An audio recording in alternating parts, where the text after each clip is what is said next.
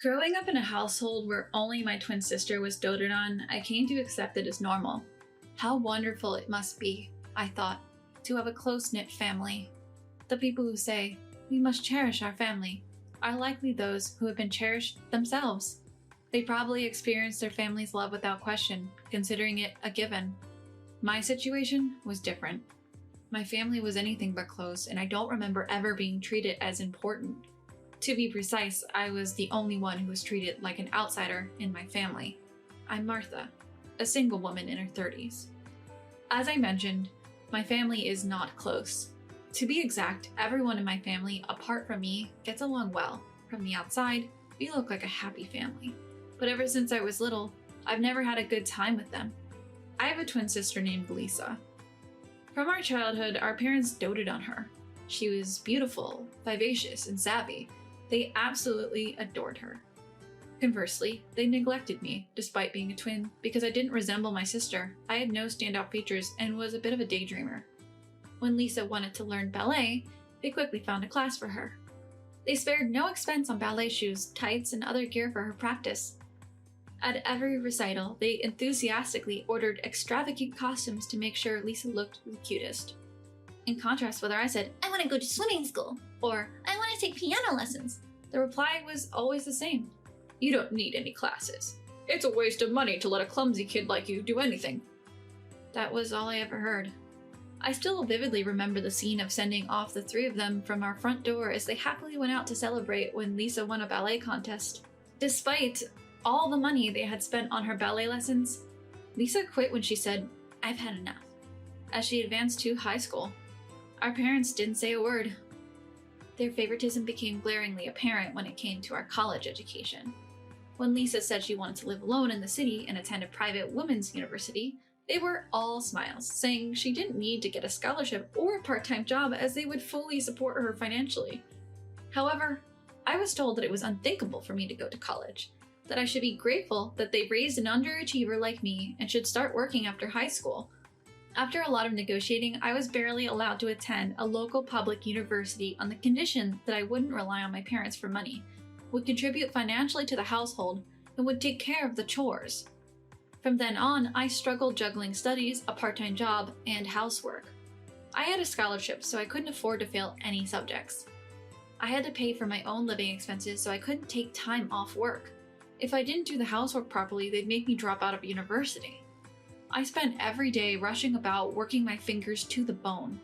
In contrast, my sister, who occasionally came home, looked just like a typical college student with fashionable clothes and hairstyles, seemingly enjoying her campus life with study and leisure. She always mocked me, who hardly had time to care about my appearance and looked worn out. "You really always look so shabby, don't you? I don't want people to think I'm your twin sister. I can't believe you can go out looking like that. I couldn't live if I were you, let alone go outside. And by the way, the university you go to must be really low level, right? Is there any point in you going to such a school? Isn't it just a waste?" My mom, siding with my sister, also scorned me. "She's right, you know, Martha. You're not the brightest bulb. Going to college will be a waste for you. You're always wandering around in shabby clothes. You're the neighborhood joke. On the other hand, everyone always compliments Lisa, saying what a beautiful daughter we have. It makes me so proud." Since I was young, I was used to this irrational resentment from my family. I didn't have time to care about their petty insults, so I hurried off to my part-time job. And so, the tumultuous 4 years of college passed, and both my sister and I managed to graduate. My family celebrated my sister's graduation with a trip overseas where they bought her a designer handbag. None of it had anything to do with me. I planned to move out after finding a job, but my parents stopped me. "We've raised you till now. As a way to repay us, do the housework, give your paycheck to us. Living alone is a waste of money. We won't allow it." So I ended up staying at home. Fortunately, the company I got hired at was just within a manageable commuting distance, even though it was quite far. My sister began working in a somewhat famous company in the city. She bragged about her company being located in East Village, but I didn't care. Years later, my sister married a colleague from her company and apparently quit her job. There was a wedding, but unsurprisingly, I wasn't invited. My sister's husband, Toby, also looked down on me, considering me inferior, probably influenced by my sister and parents. "Martha, you don't resemble Lisa at all. You're so plain. Are you sure you're twins? Feels more like your aunt and niece, attending some unknown college, working at a company no one's heard of. So low level, it's hilarious. My sister just smiled and didn't stop Toby from making these remarks. Thank goodness the grandkids didn't take after Martha. They all look so cute, just like Lisa. My mom gushed while holding one of the grandkids, and everyone around her laughed in amusement. A few more years passed and my mom suddenly passed away. Was it because of her lazy lifestyle where she hardly moved and left all the household chores to me? My dad and sister were devastated, but to my surprise I felt nothing. They both berated me. How heartless! You're a demon for not even shedding a tear at a time like this. I was hit in the face with a thrown object, and it was only then that the tears welled up in my eyes. My dad's legs got weaker after my mom's death. He wasn't to the point where he needed to be in a nursing home, but he needed help with the little things in daily life. My days were busy with work, housework, and taking care of my dad. My sister occasionally visited our home, but she only came to ask for pocket money for her kids from dad. My dad never thanked me. In fact, he complained about everything I did. The bathwater was too hot, the food was bland. He always ended with, "Your mom's death is your fault," as he threw something at me. My dad's legs were a bit weak, but apart from that, he was perfectly healthy. He used the money I contributed to the household to go out drinking in the daytime. When that wasn't enough, he demanded more from me. Why is it that he claims his legs hurt at home and makes me do everything, but he's perfectly fine when it's time to go out drinking? Looking back, I should have cut ties with such a family and escaped a long time ago. But back then, I was used to being treated unfairly and being subjected to harsh words since my childhood. It felt normal, as if my senses had been dulled. I never thought of escaping, and I was living with Dad alone. Then one day, my sister called out of the blue. Before I could even say hello, she started ranting. "You, how long are you planning on relying on our parents and staying at home? I am moving in with Dad, so could you please leave right now?" I didn't understand what she was saying, so I asked again. Wait a minute, you're moving in with Dad? Does he know about this? Of course he does. Dad also wants to live with us. Seeing his grandkids every day, it's disgusting how you're leeching off Mom's inheritance and living in the house. I won't let you live luxuriously with her inheritance. We are moving there early next week, so you better leave soon. And with that, she hung up abruptly. I was struck. I was stuck at the words Mom's inheritance. Mom's inheritance? What was that about? Anyway, I had to confirm it with Dad. Dad, are you really planning to live with my sister? Upon hearing my question, Dad coldly confirmed, "Yes. Lisa and her family will take care of me. I can't keep living with someone like you, who can't even do basic house chores properly. Lisa has told me that I don't need to worry about anything and wants me to spend time leisurely surrounded by my grandkids. Don't you think she's such a filial daughter? In contrast to you, you have always been a disappointment. Never getting married. All you do is waste the house's money, and on top of that, you're not even attractive. I'm ashamed to consider you my child. Get out of here. You're a nuisance. I'm severing our parent-child relationship." I found his words odd. What does he mean by wasting the house's money? I had a lot on my mind, but it finally hit me. Since both Dad and my sister are asking me to leave, there's no need for me to hold back anymore. I decided to leave this place proudly. I called my sister. "Like you said, Dad also wants to live with you. He said he's cutting ties with me. I will leave by this week." "That's very understanding of you. Please don't cause any trouble for us in the end. You're not a part of our family anymore." "Right, sorry for all the trouble I've caused so far. By the way, when I move out, I can take my belongings with me, right? Clothes and such?" "We don't need any of your stuff. I bet they're all cheap anyway. Take everything, but don't touch the house's money or stuff. If you do, I will call the police." "Got it. I will only take my things." And I hung up the phone. "Well, I gotta move out all my stuff," I said, rolling up my sleeves with gusto. A few days later, while I was still unpacking my belongings in my new home, my phone rang. The moment I answered, my sister's furious voice blared. "What the hell? What's going on?" "What do you mean? What's going on?" I held the phone a bit away from my ear as it responded. Still, my sister's voice echoed shrilly. "There's nothing left in the house. No furniture, no appliances. Where'd you put everything?" Here it comes. I had anticipated it, but the reality was even more dramatic than I had imagined. And I replied to my sister, "But sis, didn't you tell me to take all my belongings?" "Everything here? I bought it with my own money," I said calmly. "What? You bought it all with your own money? That's a lie. There's no way someone like you who's working at some low-level company can afford all these electronics. You've even replaced the furniture since Mom passed away. You've probably used Mom's inheritance, right? Give them back. I'm going to call the police." I sighed inwardly. As I suspected, my sister was confused. I began to explain to her slowly, so she could understand in her state of excitement. "Sis, You've been talking about Mom's inheritance, but Mom didn't leave any inheritance. She was just a normal housewife. How could she possibly have left the kind of money you're expecting? What? I don't understand, my sister shouted back. If anyone was confused, it was me. The Roomba, the drum washing machine, and stuff like that, I bought them because after Mom passed, I got busy caring for Dad and working. These electronics helped me save time. I bought all of them with my own money. I decided to replace everything because most of the old items were on their last legs.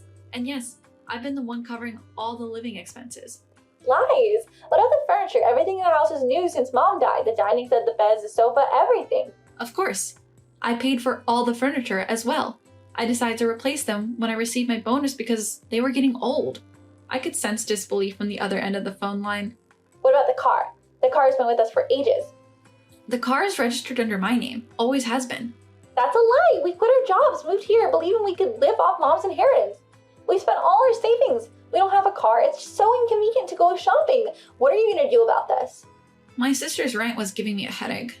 She had wrongfully assumed that the upgraded electronics and furniture were bought with Mom's inheritance. She was under the illusion that I was living a luxurious life with Mom's money, that she too had a right to the inheritance. Her plan seemed to be to kick me out and live luxuriously off the inheritance. I always knew that despite being attractive and shrewd, my sister wasn't exactly bright, but I hadn't realized she was this thoughtless. It's not like I can come back. You're the one who told me to leave and to take all my things with me. I just did as you asked. My sister continued ranting over the phone. I was ready to hang up, but there was one last thing I needed to tell her.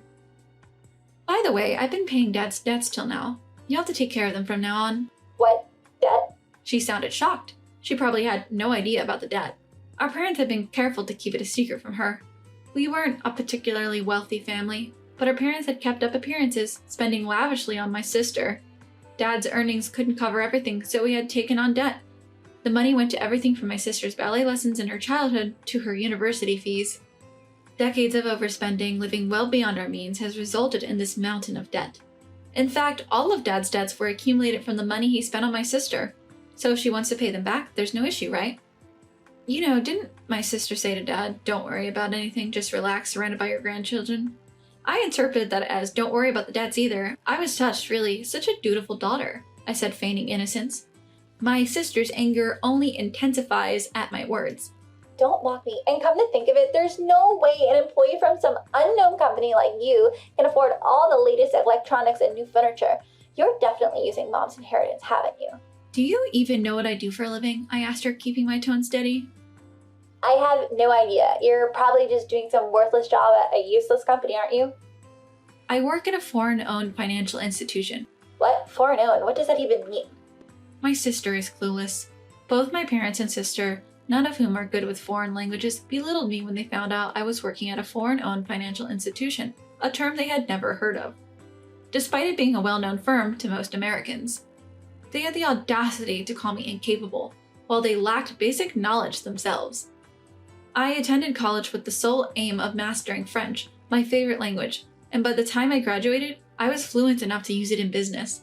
The company I work for values competence. I work hard and earn a decent salary for it. My sister and my parents, neither of them knew or cared to understand. It had always been this way. They thought I was dull and judged by intelligence on that, never caring about my grades, though I had always been a good student since elementary school. But I don't care if they understand now. My sister continues to scream. Come home and apologize properly. I'll forgive you if you do it now. Where have you even moved to? Give me your address. Why am I the one who has to apologize? Why should I seek her forgiveness? I've never understood my sister's thinking, and honestly, I never wanted to. There's no need for your forgiveness. I am no longer part of your family, so please don't call me again. Take care of your problems on your own. Goodbye. With that, I ended the call. Up until that very moment I hung up, her enraged voice echoed through the phone. But just like when Mom passed away, my heart remained unmoved. There was no one around to label me heartless, so I couldn't find it in myself to shed tears this time. Despite it all, my heart felt at ease. Several months later, I heard from a friend back home that my sister and her husband quit their jobs to cash in on Mom's inheritance. But when that fell through, they had no money, no car, and no jobs. The result was falling behind on paying back Dad's debts, struggling to make ends meet, and selling the family home. They ended up moving into a nearby apartment with their children and Dad. They couldn't repay all their debt even with the money from selling the house, and their constant financial struggle took a mental toll. Their family relationship suffered within the confines of that small apartment. My brother-in-law, Toby, seemed to resent my sister a lot. He felt tricked into spending all his savings and leaving his job. Their marriage seemed to be hanging by a thread. The silver lining was that their children quickly made friends with the kids in the apartment, and they seemed to be living relatively happily. That must be their only saving grace. I moved closer to work, and I'm thoroughly enjoying spending all of my earned money on myself and spending my time on myself too. Life is so comfortable when I only have to worry about my job and my own needs. I leaned back on my new sofa, looking at my hands. My fingertips glistened with a beautiful nail art. After living a stifled life for so long, I plan to enjoy this carefree, solo life for a while longer.